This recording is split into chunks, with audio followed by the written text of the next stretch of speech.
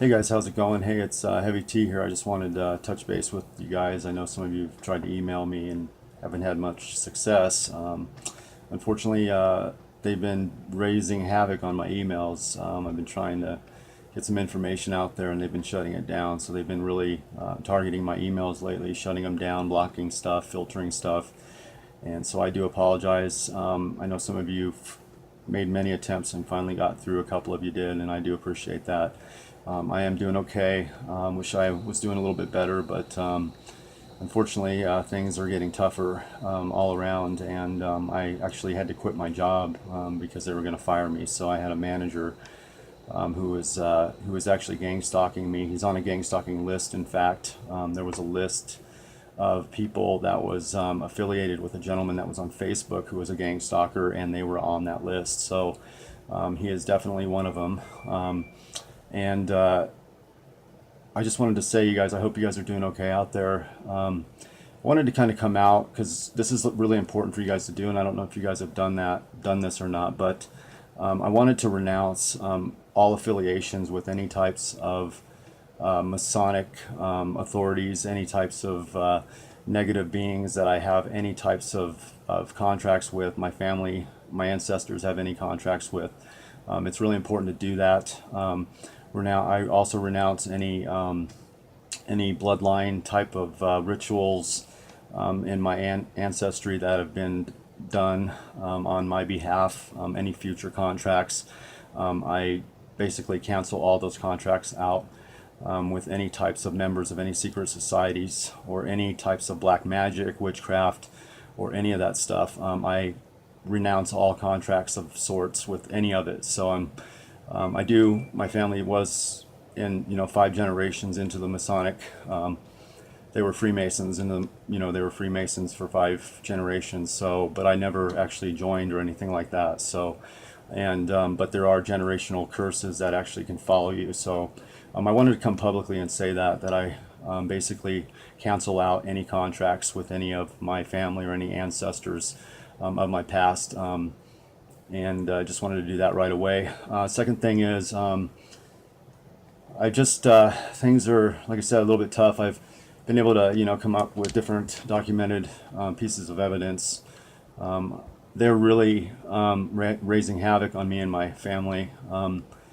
They're drawing pictures of my youngest daughter, making animation pictures with her, which I don't appreciate at all.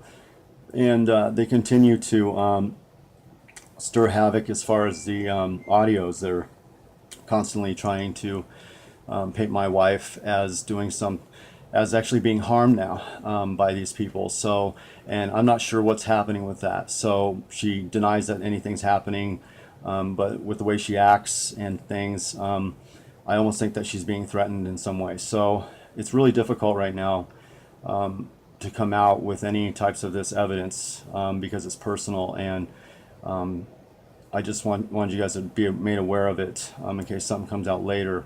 And it's really sick and really twisted what they're doing, and it's not right, and it should be against the law, and I should be able to go to the authorities, the FBI, and do something about it. But obviously we know that they're probably in on it, so I'm trying to find some means of doing that.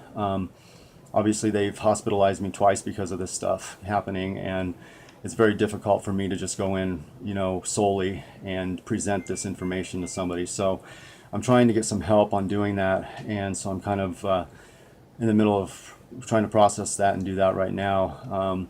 I've been able to get some information to some people without them knowing, so I do have floating information out there that will be handed to somebody, at least somebody in media or somebody of that sort, if something happens to me or if anything happens to my family. So, it's kind of protecting me right now, and I'm going to continue to do that. I'm going to continue to sneak things by and continue to do what I'm doing. I wanted to kind of come out tonight, and I kind of like finalized my first 6 chapters. So I wanted to start my book. I think it's crucial that I do it now.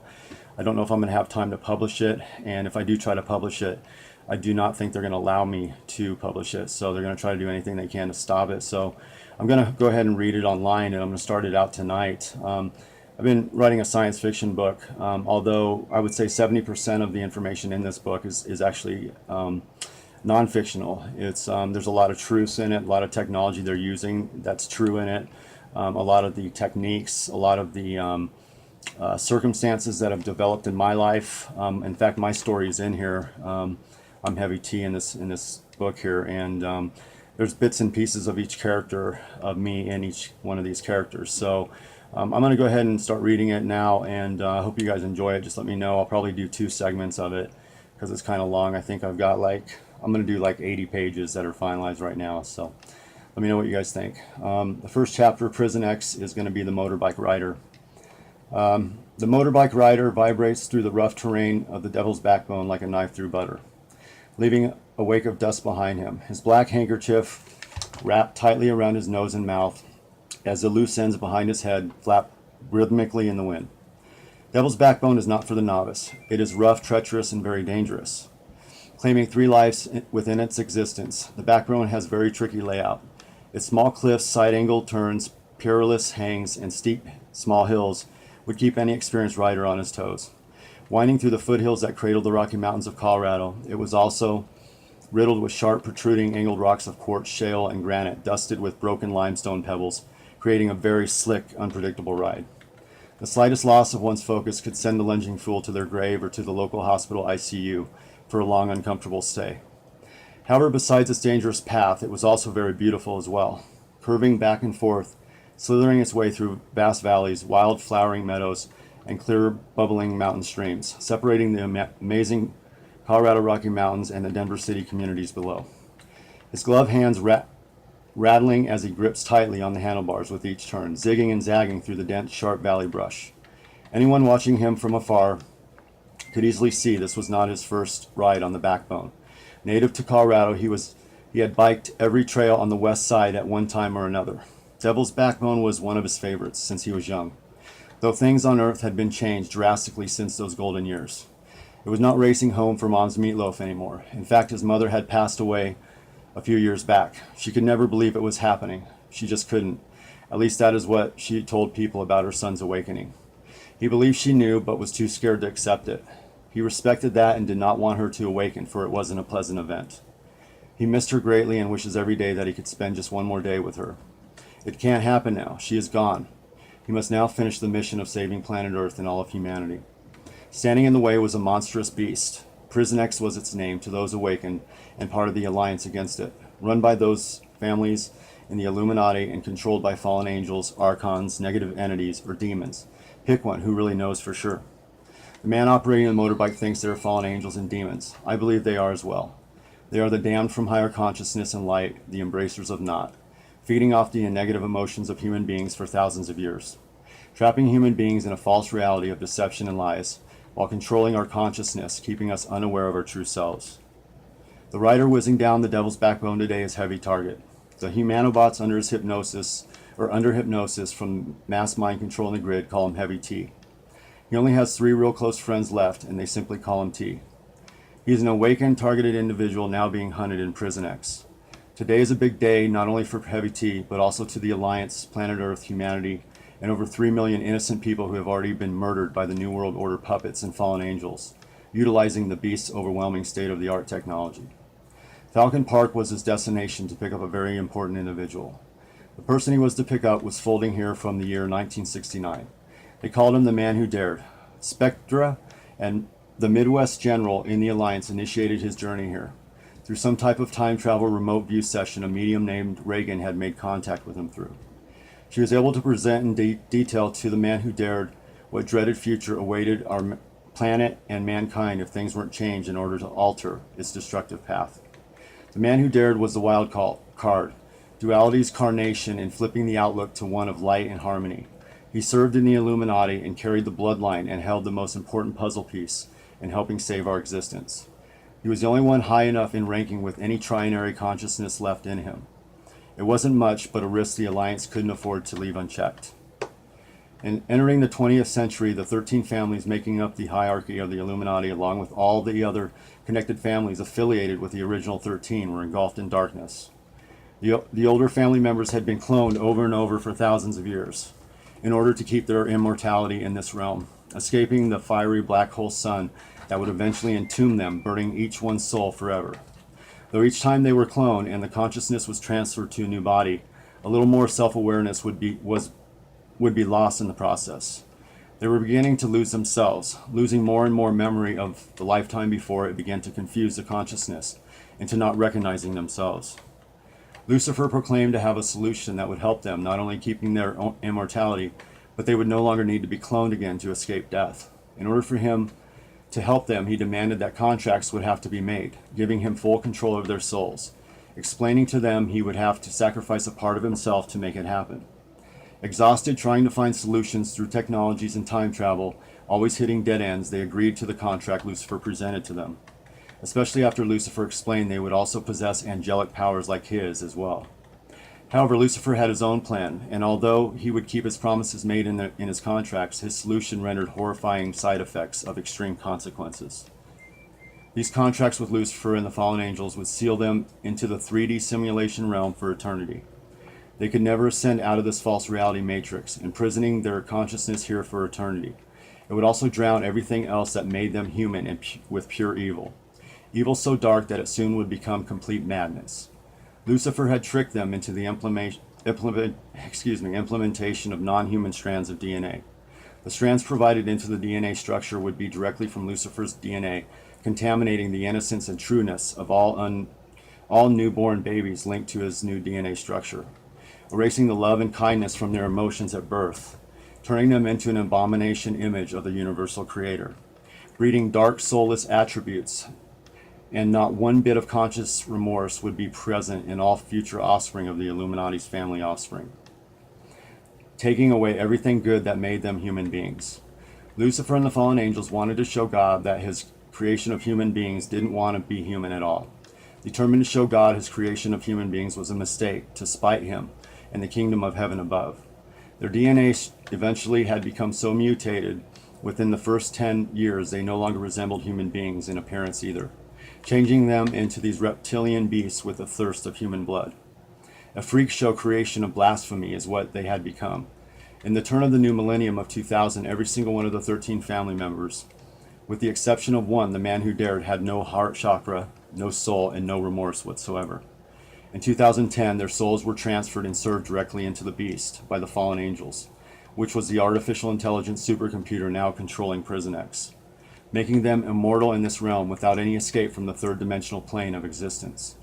The man who dared was the only one left with any part of his soul intact. Ragan was the only one who knew why, convincing Spectra the importance to solidifying the duality factor in consciousness, and the man who dared's role in shaping its direction for the collective. Spectra agreed, setting the sprockets in motion. Though Heavy T was never too keen on the whole idea to begin with, the Illuminati had done a great deal of damage to his life. He was first MK Ultra'd through one of the occult secret programs at the University of Denver when he was 12 years old, almost dying from the trauma forced upon him. As these memories began to finally reveal the painful truths of his past, he became awakened in 2013. Reaching a high level of conscious awareness, Heavy T began to see the world for what it was. Awakened to what had happened to him in the underground bases, his mind became confused. Fear began to grasp the reins to his emotions, then anger towards those responsible for creating the altars within him from the trauma he endured while only a child. It all began to cloud his perspective on many levels. You must understand, to be awakened is not a very enjoyable experience. It is like being unmasked to the realization that everything you see, feel, hear, smell, and think is not real. Many people get awakened once they begin to see through the veils. Some just become aware for no reason at all. Like God taps them on the shoulder to say, wake up, it's time for this whole thing they call life to present the truth to you. The bad part of it is once you become awake, the beast also knows you're awake. Therefore, it begins to attack you like a virus on a computer, before you can spread the truth to others about what is happening. Once you awaken, knowledge begins to flow through you. Basically, everything in this world that you have known or been taught is wrong. Religions, history, astronomy, science, geometry, philosophy, even our existence here have all been fine woven, then used to deceive and divide human beings, enslaving us into a false reality of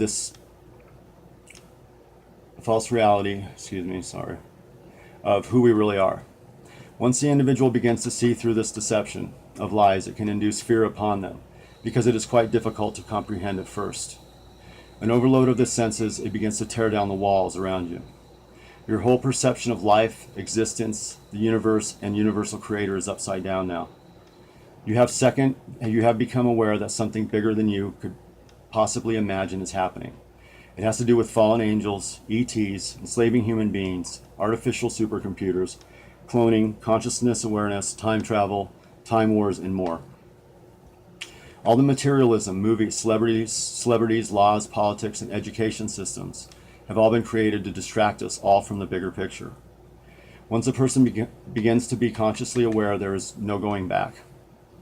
You stop watching the regular news because everything they say is either a lie, a distraction from truth, or propagandized material used to keep the audience under control within the Matrix prison. It is a total breakdown in perspective of the individual's reality, which can be devastating to the emotional controls of their consciousness in their existence. Once the intelligence puppets became alerted to Heavy T's awakening, they immediately began to find out everything about him, who his friends are, what his employment is, who in his family is closest to him, and even down to what his favorite sexual position is. They would then bug everything. His vehicle was bugged, his home, his phone, his computer, and even the gym where he worked out. Once they formulated a plan exposing key weaknesses while at the same time isolating him from everyone who may listen or believe him, they then begin the takedown, using an old Eastern Germany Stasi method to systematically destroy everything in his life that made him who he was. They applied gang stalking through covert community harassment in order to make him look unstable. Coerced, blackmailed, or paid off through the intelligence agency puppets, neighbors, employees, street people, and others would become the foot soldiers. Applying the gang stalking, they began to follow and harass him everywhere he went. Using psychological methods that the NSA, CIA, FBI, and other organizations instructed these people to use on him in order to make it never seen by others not involved in this program. They would dress wearing red. They would wear red hats, red shirts, and red shoes while following him around in vehicles with red license plates, creating stimuli with the color red to any person or vehicle appearing with red, creating trauma based on the color red. Then any innocent person wearing red not involved becomes a possible gang stalker to Heavy T, making Heavy T paranoid of any person making way towards him in red. This is the biggest part of the gang stalking program because only Heavy T is aware of it. Invisible to any other citizen looking on, they would then map out his brain and use neural monitoring technology designed to read his thought patterns in order to see which parts of the program affected him more negatively, exploiting those weaknesses while executing more attacks in those areas.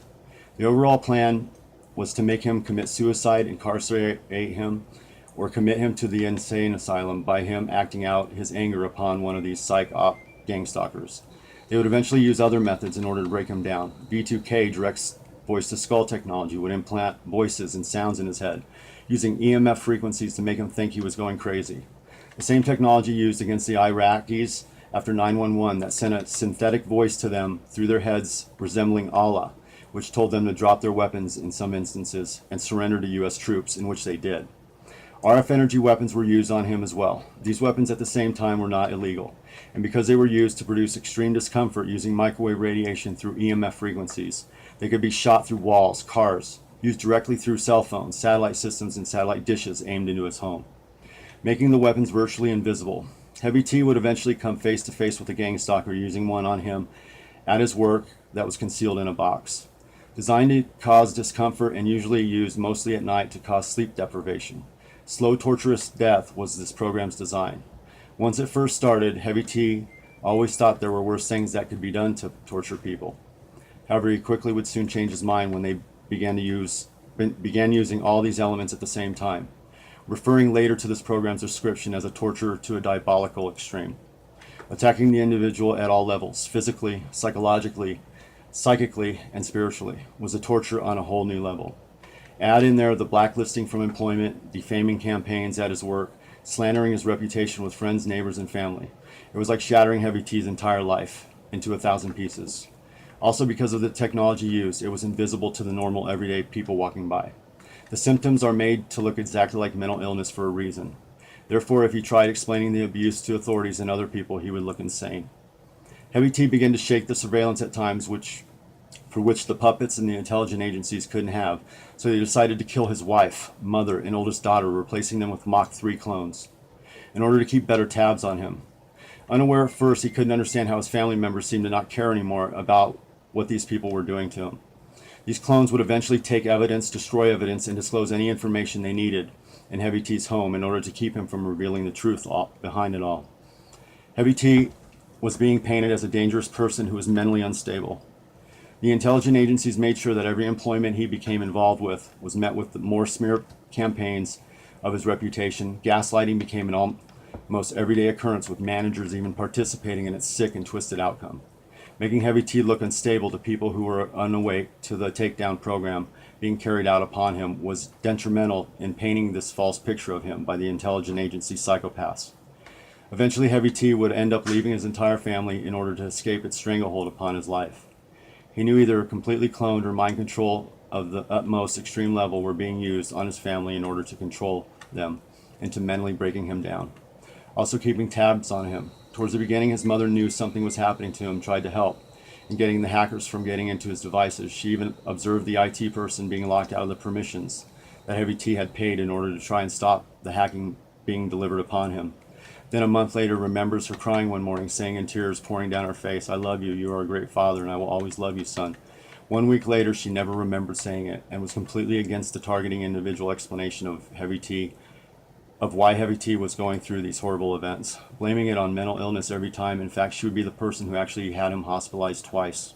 The first time was a combination of his clone daughter and mother. Heavy T would become upset one morning because his daughter wouldn't clean up her dishes. He became a little more heated. She then got his mother involved, who would then proceed to call the police to have him picked up because she said he was having a mental breakdown. Heavy T was angry like any other parent after their child ignores your orders multiple times. However, exhausted of the program, while also coming to the conclusion his mother and daughter were now helping them, Heavy T just wanted to end it for good. Grabbing his gun, he was completely ready to exit this realm. Suicide by cop. He figured the first bullet would put his body in shock, and the second two would kill him. Easy, he figured, and 100% painless. Though with half the county's police force, including a SWAT unit outside his home, he began to think of his two younger children. Who would protect them? Throwing his weapon aside, he began to walk out into the parking lot, putting up his hands. They then handcuffed him, taking him to the hospital to be evaluated. His mother, who had been next to him during those stressful times defending him against the hackers on his computer, would tell the police that it was all made up in his head, adding that her son Heavy T was delusional, not one time admitting that there was some truth to what was experienced. The hospital visit would never ask about any evidence to Heavy T's claims. They diagnosed him as bipolar disorder, designed to completely destroying his credibility. It was a very serious blow to Heavy T's hope and resilience. Now labeled as unstable by the doctor, with not one time asking about any possible validity to his claim. Many are making any evidence or incidents reported by him in the future invalid. Thanks to his false diagnosis of mental illness, eventually Heavy T would have to leave his family due to the energy weapon attacks being used on him. He still had his youngest daughter and son to worry about, knowing these psychopaths cared nothing about any of them. They already tried running Heavy T and his youngest boy, who was in a stroller at the time, down with a pickup truck once. Furthermore, he knew his mother had died that morning, and something benevolent had entered her soon after. His mother clone taken over by something as well. He understood his life was also in constant danger around them, never knowing when they might turn against him, fabricating a story to throw him in the psych ward again. Heavy T understood the unfortunate losses involved in fighting against such evil and pure darkness. He knew deep down his wife, oldest daughter, and mother were waiting for him on the other side. He knew he was chosen for a reason by the universal creator to walk through the valley of death while fighting the wicked snares of the devil. Bringing all human beings to light and love, he was to awaken them all into seeing beyond the mind control of Lucifer's beast. It was his role, and nothing would stop him in fulfilling his destiny. Chapter 2, Spectra and Ragan. Spectra was a pagan who practiced his knowledge of the occult and utilizing the good elements of its secrets for good. Ragan was his wife and a spiritual medium since birth. She helped shape his powers, fine-tuning them in order to better serve the universal creator, bringing to him the Christ consciousness from within and the inner love all human beings have inside. It would eventually save him from the void, delivering love and peace to him once again. Spectra was a formal Navy SEAL, in fact the formal command leader of SEAL Team 17 Tango, and like Heavy T, a survivor of MK Ultra. After 3 tours in Afghanistan, he was awarded 2 Silver Stars and the Purple Heart for his bravery and commitment to the War on Terror. Unfortunately, it did not come without loss. He lost 2 SEAL team brothers and his real brother in Iraq. His brother was a captain and proudly served in the 101st Airborne Division of the United States Army before he died. Spectra and his brother were best friends growing up. Spectra was a year older and was adopted at the age of 6. He loved his new family and his brother immensely. His younger brother's nickname was Gumby. He got it not because of the green cartoon character, but because he was always chewing bubblegum. In fact, while playing quarterback in a state championship football game, he received a pretty stiff hit by a defensive end by the name of Henry Rickle. Though most everyone around town knew him as Henry VIII. His gum got lodged in his throat when he went down, and Spectra charged onto the field, flying past the athletic trainer from the bleachers, not knowing what had happened or what had stopped his breathing. He began giving him mouth-to-mouth resuscitation. A few seconds later, after he began pumping on his chest, a big wad of bubblegum came flying from his lips, releasing air back into his lungs. They would later end up winning the game with Gumby throwing a Hail Mary into the end zone with 3 seconds left. This time, everyone from the bleachers would enter the field in disbelief, raising Gumby on their shoulders.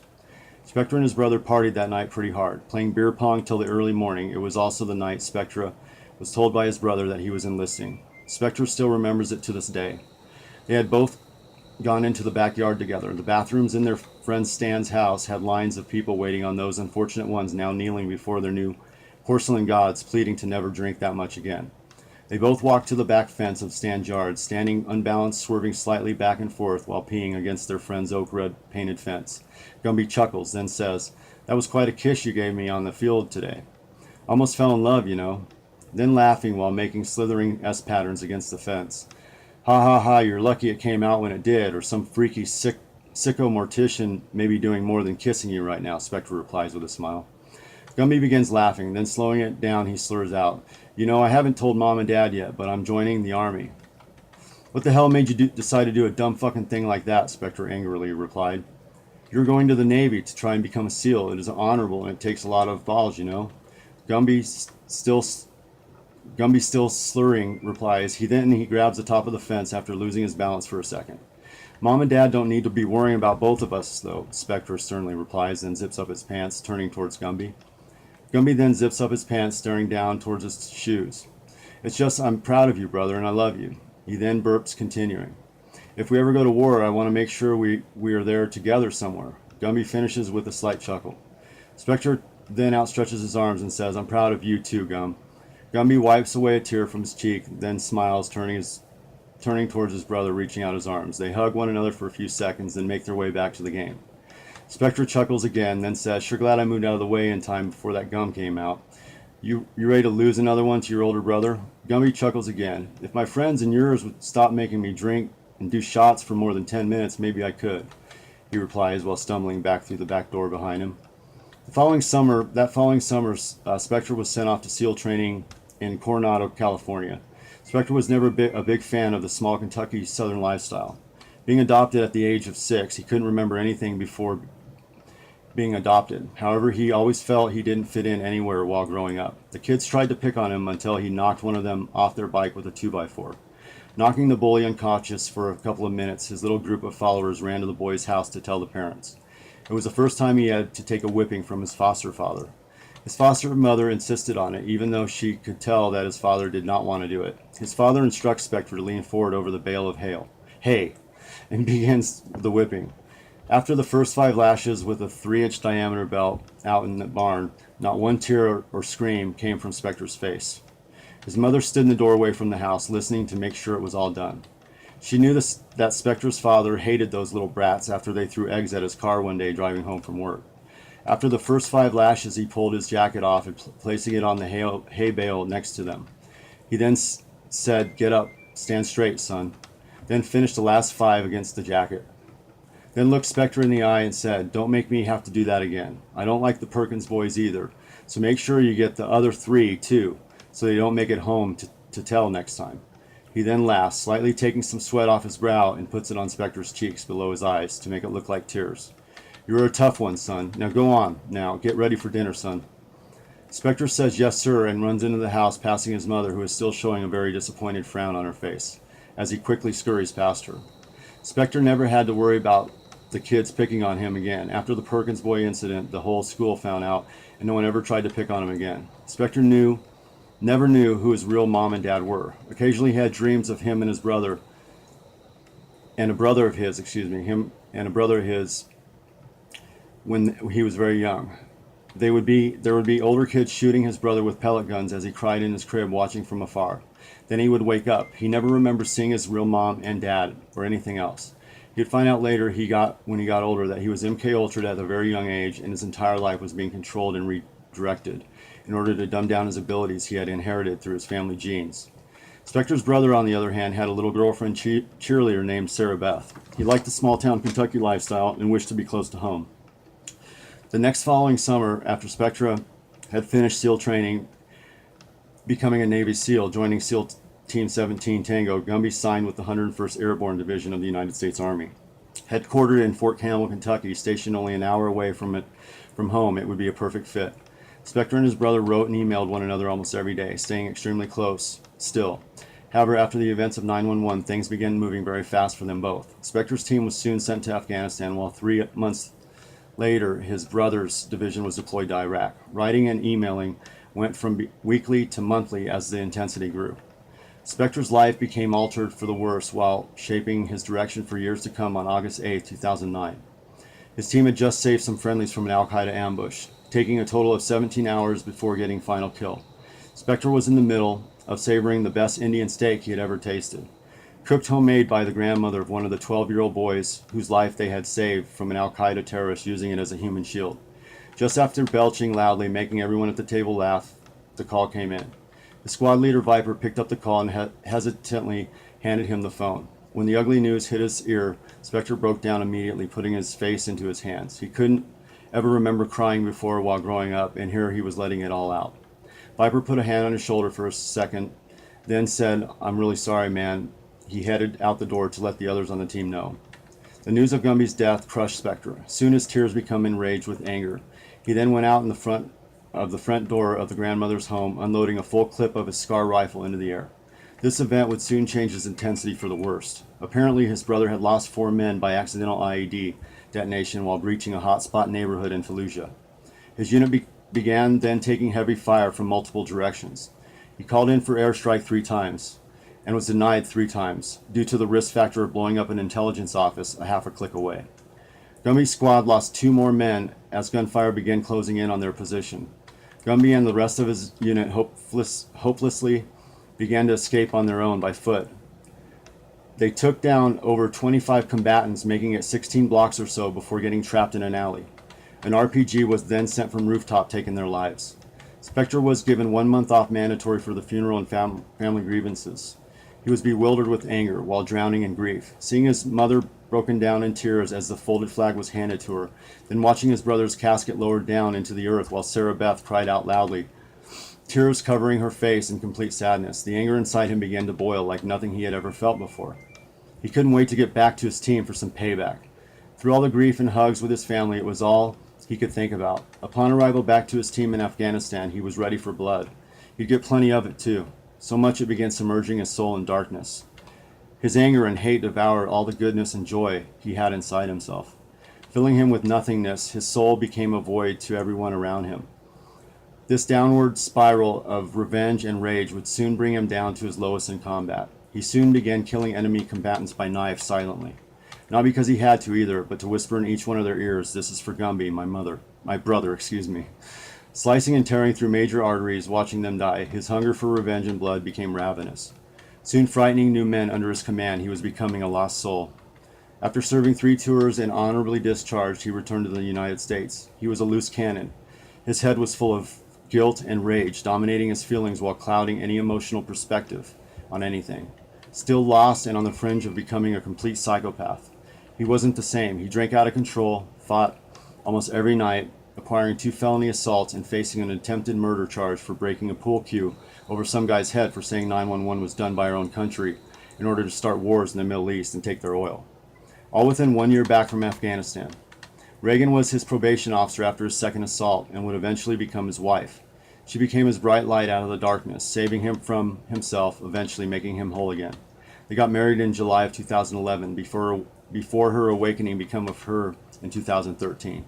She was a medium, however, and was able to adjust to it fairly well. Spectra's awakening began soon after and was not, especially after reading into the researching the 9/11 attacks, unfortunately coming to the possible and likely conclusion that it was staged by rich, fat banking families in order to strip the citizens in the United States of their constitution, while invading the Middle East to take control of their most precious resource. It wasn't soon after that Ragan and Spectra began arguing about the gang stalkers, electronic harassment, and sabotage events that began playing havoc and plaguing their lives. The gang stalking neighbors began using RF energy weapons, heating Spectra with radiation while he tried to sleep, even causing lesions and small blisters on his chest and lower back. Ragan had been successful in talking him down every night, but day 5 came as Spectra began loading his 9mm Beretta and sharpening his Navy SEAL knife. Ragan would finally have to call the police because Spectra became so enraged when she snuck the gun away from him, locking the door to their bedroom. Hysterical with tears pouring down her face, she grabbed the phone, calling 911. The police arrived in disbelief of Spectra's story. Acknowledging his duty to the country, they would end up taking him to the nearest mental health facility for 9 days. Spectra to this day was glad she made that call, or 2 people would be dead while he rotted away in the state prison on a Capital 1 murder life sentence. Never sure if the neighbors using the weapon on him at the time realized the caliber individual they were inflicting the damage upon. If it had been me, and I knew it was Spectra, the command leader of SEAL Team 17, I wouldn't be in the same state as him. Obviously either blackmailed, lied to, or paid, like most of these degenerate gang stalkers, to carry out the RF energy weapon attack. They were completely unaware, never realizing the nightmare that had awaited them, or deadly consequences that had almost put them 6 feet underground that day. Chapter 3, Gunther and Hans Schimowitz. Gunther peeked his bald head nervously out of the back window of their 3rd-story apartment building. His stick glasses had already fallen to the middle of his freckled nose, due to the perspiration dripping down his forehead. Hans, standing by his 1968 Mustang below, waves to him, mouthing the words, "Come on." He then opens the side door, and slides in behind the wheel, starting the engine, revving it 2 or 3 times in hopes of getting his brother Gunther moving more quickly. Hans and Gunther were 2 of the smartest scientists in the world, brought over to America post-World War II, among the other 2,000 or so under Project Paperclip. They were in the top 10 scientists of the world, but never would receive proper recognition due to the Nazis' regime's horrible atrocities against humanity.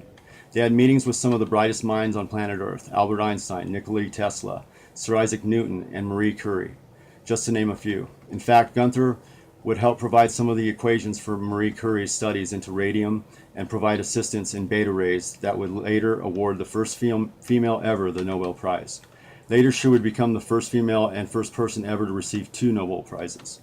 Out of the other scientists, engineers, and researchers of the Operation Paperclip, they were the top of that list. The brilliance and scientific knowledge pertaining to their research and experimentation into the occult, mind control, and hyperdimensional time travel had given the Nazis great advantages over their adversaries. They had both been appointed to lead the SS Scientific Development Research Center by Himmler himself. Under the command of Joseph Mengele, they had produced great progress in these areas. Unfortunately, they would discover later that these scientific breakthroughs in mind control using occult practices were being experimented on small Jewish children from the concentration camps as test subjects. The abuse in these experiments went beyond horrible and monstrous. Joseph was a very disgusting human being with not one dust flake of compassion. In conclusion of World War II, the CIA, with approval of the United States government, allowed the monster along with the others and their families to escape death if they would agree to come to America, continuing their research in trauma-based mind control, quantum physics, and time travel, and occult sciences. Of course, with the Illuminati's blessing, of course. The Illuminati controlled both sides in World War II. Creating false dialectics was always been their strong tactic of their control of death. Hans and Gunther were brothers, but you would never know it by looking at them together. Gunther fit the typical geeky white lab coat stereotype perfectly. However, Hans was quite the opposite. In fact, if you were to see him walking down the street, you would never guess in a million years he was a scientist. Priding himself as having top-notch style and class, hardly ever talking science with people he became acquainted with unless addressed to. Always hiding his occupation like an old dirty jacket in the back of a closet. Hans harbored a great deal of sorrow and guilt due to his scientific knowledge. After the Nazi brainwashing wore off, post-World War II, his shame and guilt began to get the best of him. It started at an airport while traveling through Brussels, where a Jewish mother screamed at him with tears pouring from her eyes, "You fucking monsters! My baby was killed by you monsters!" He almost fell over a terminal chair while making eye contact with her. Never could get a good night's sleep ever since without being drowned by booze beforehand. Still forced to continue his research in the United States, he drank heavily in the evenings, jailed 3 times for passing out in the nearby parks and 1 time in the church parking lot. Sometimes making it home drunk as a skunk, occasionally clicking the hammer back on his Colt 45 with the barrel in his mouth, crying, other times screaming himself to bed at night. The neighbors called the police 1 time, issuing a noise complaint. The next day the CIA paid them a little visit, and never again. He could probably pull the trigger, blowing his brains on his back wall, and they still wouldn't call after that visit. Coming very close to pulling the trigger many times, he just couldn't do it. He loved his brother Gunther too much. Gunther was 2 years younger. Gunther was the baby of the family to Hans and his sister Rizzy, though their sister died at the age of 16 after being diagnosed with pneumonia. She was allergic to the antibiotics and it deemed fatal. Hans was 12 and Gunther 10 when it all happened. They would never be the same again. They loved her greatly because she was always trying to make their day, playing with them from birth in their cribs, reading to them stories at night, and taking them to the local park. Sometimes pulling them both along in a little yellow and orange wagon their father had made for them one year for Christmas. After their sister passed, it crushed their father as well. Booze became his best companion for treating the emotional pain inside. He had become a mean and sometimes violent drunk, many times upon his drunken arrival home, beating the boys something awful, always going to Gunther first, then Hans would try and defend him, always ending up taking the brunt end of the beating. He felt bad